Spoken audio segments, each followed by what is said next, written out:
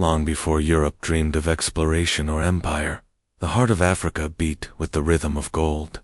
Deep beneath its red earth lay veins of pure treasure, shimmering metal that would one day connect empires, create kingdoms, and shape the destiny of continents. The people of West Africa knew gold not just as wealth, but as life itself. It was sacred, symbolic, and tied to the divine. In Mali, Ghana, and Songhai, gold was believed to hold the sun's spirit, the light of creation trapped within the earth. This gold would travel farther than anyone imagined across deserts, kingdoms, and oceans. It would fund palaces in Spain, cathedrals in Italy, and crowns in France. And it all began with Africa, the true birthplace of the world's golden age. To most, the Sahara is a barrier, endless dunes, deadly heat, and silence that kills. But to Africa's traders, the Sahara was not an obstacle. It was a bridge. Centuries before Columbus, camel caravans crossed these golden seas of sand. Thousands of camels marched for weeks, loaded with gold, salt, ivory, and knowledge. Routes stretched from the forests of Ghana and Mali to the ports of North Africa, reaching Morocco, Egypt, and even the Mediterranean world. Every grain of sand along this route carried the footsteps of kings, scholars, and explorers who built one of history's greatest trade networks. This was not just a trade route, it was Africa's lifeline to the world. Out of the same desert that once carried caravans of salt, ivory, and ideas, rose empires that turned trade into power. Ghana, Mali, and Songhai. These were not kingdoms lost in isolation. They were the living proof that Africa's deserts were not barriers, but bridges of civilization. The first great power was Ghana, the gateway between the Sahara and the forests of gold. From its capital at Kumbi-Sela, it controlled the flow of gold dust from the southern mines and salt from the northern deserts. Arab travelers wrote in amazement of its kings, rulers so wealthy that even their dogs wore collars of gold. Symbols of an empire built on prosperity and order. When Ghana's power waned, a new light rose from its ashes. Mali, under the wise leadership of Sundiata Keita, Mali united lands and people across West Africa. But it was Mansa Musa who carried its glory to the world. His pilgrimage to Mecca in 1324 became legend. 60,000 followers, camels loaded with gold, and generosity so vast that the markets of Cairo collapsed under its weight. To the rest of the world, Mansa Musa's journey was proof that Africa was a continent of unimaginable wealth and grandeur. Then came Songhai, the last and mightiest of the three. From the great city of Gao to the learning centers of Timbuktu, Songhai ruled over a realm larger than any before it. Its armies guarded trade routes that stretched across thousands of miles, and its scholars filled libraries with knowledge that shaped generations. Together, Ghana, Mali, and Songhai formed the golden heart of West Africa, empires born from desert trade, fueled by African ingenuity, and remembered as the age when gold and knowledge flowed hand in hand across the sands. After the rise of the great kingdoms, Ghana, Mali, and Songhai, the true power that bound them all together was not a king or an army, it was the camel. Before the camel's arrival, the Sahara was almost impassable. Horses and oxen could not survive its heat or thirst. But around the 3rd century CE, the camel brought from Arabia changed everything. With its wide, padded feet, it walked gracefully across burning sands. It could travel for 10 days without water, carrying hundreds of kilograms of goods on its back. The camel turned the desert from a barrier into a bridge. Suddenly, the Sahara was alive with movement. Massive caravans, led by Berber and Tuareg traders, snaked across the dunes. These men were masters of the desert, guided by stars at night and ancient memory by day. They knew every hidden oasis, every dangerous wind, every rhythm of survival. Each caravan was like a moving city, camels loaded with gold, salt, ivory, slaves, spices, and textiles. Traveling from the forests of West Africa to the markets of North Africa and beyond, knowledge and ideas traveled with them too. Stories, beliefs, science, and new technologies. Without the camel, there would be no Trans-Saharan gold route, new Timbuktu, new Mansa Musa's pilgrimage, and perhaps no golden empires at all. Every hoofprint pressed into the sand was a note in Africa's grand song of connection, a rhythm that linked Black Africa to Arabia, to the Mediterranean, and even to distant Europe and Asia. The camel was not just an animal of burden, it was the heartbeat of the desert, the ship that carried Africa's civilization across oceans of sand. Gold may have built the glory of West Africa's empires, but it was salt that kept them alive. In the endless heat of the Sahara, salt wasn't a luxury, it was survival itself. Without salt, bodies weakened, animals collapsed, and food spoiled. It preserved meat, cured skin, treated wounds, and was even used in spiritual rituals as a symbol of purity. From the burning salt mines of Togaza and Taudini, laborers carved out massive slabs of white crystals under a sun that could melt iron. These slabs, sometimes weighing more than 40 kilograms each, were carried hundreds of miles by camel caravans, shimmering like treasure under the desert light. To the south, in the forests and savannas, gold flowed from the rivers, and so began one of history's most extraordinary exchanges, salt for gold. Arab historians wrote that in the land of gold, men eat salt as they eat bread.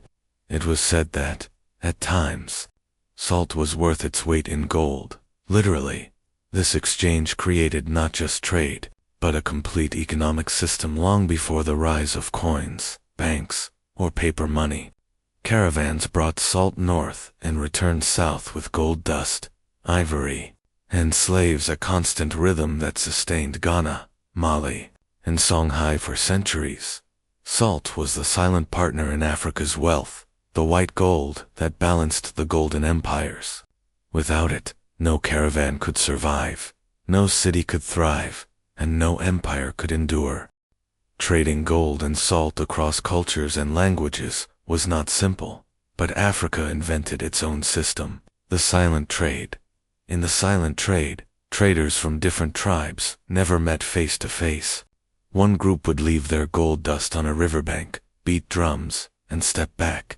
Another group, often from across the desert, would approach, place salt or other goods beside it, and leave. If both sides agreed the exchange was fair, they took their goods. If not, the process repeated, all without a single word spoken. This mysterious system showed the deep trust and sophistication of Africa's ancient trade. It wasn't primitive, it was genius. In the middle of the Sahara's endless sands rose Timbuktu, a city of gold, knowledge, and spirit. What began as a small caravan stop became one of the most important centers of learning in the medieval world.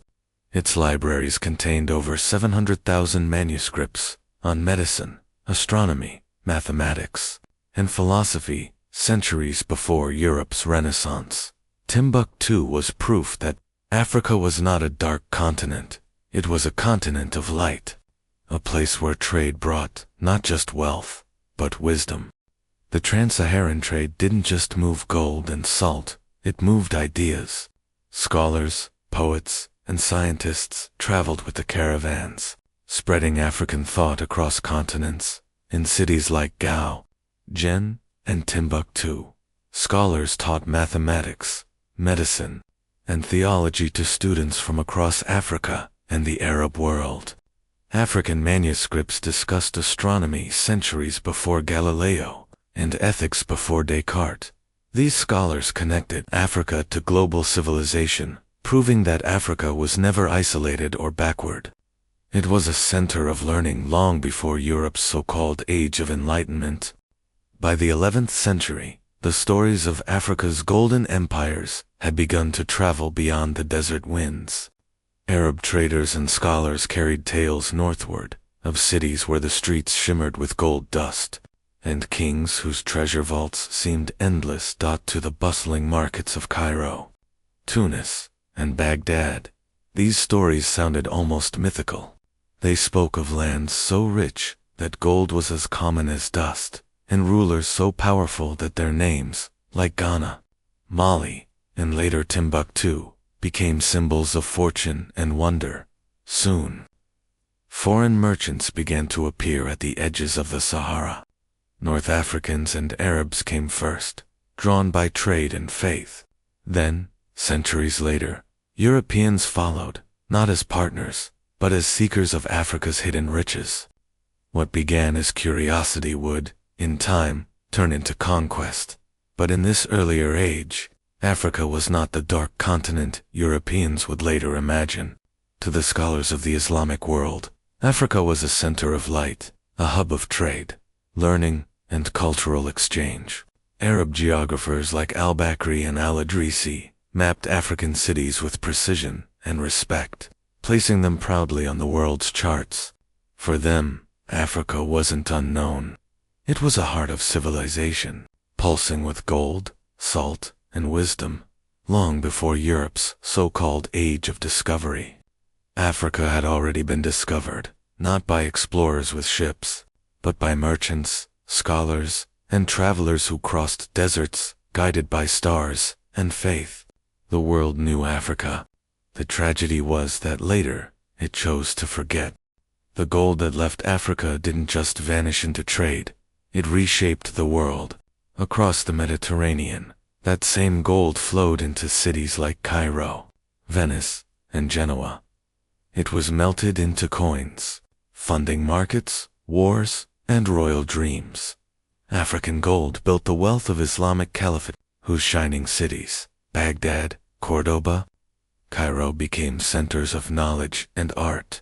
Later, it filled the treasuries of Europe, the cathedrals of Florence, the palaces of Spain, and the crowns of France all gleamed with gold that came from African soil. But history rarely tells that part. When we admire Europe's golden altars or royal treasures today, we're really looking at Africa's legacy, wealth taken, renamed, and displayed under foreign light. Ironically, the very gold that once connected Africa to the world later financed the ships and empires that came back to conquer it.